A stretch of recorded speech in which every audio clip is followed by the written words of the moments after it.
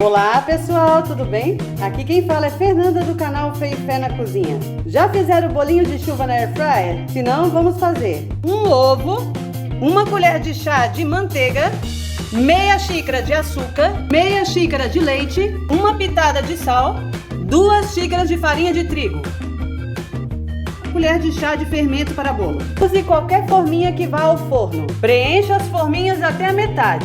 Coloque dentro da fritadeira e feche. Coloque a 180 graus por 10 minutos.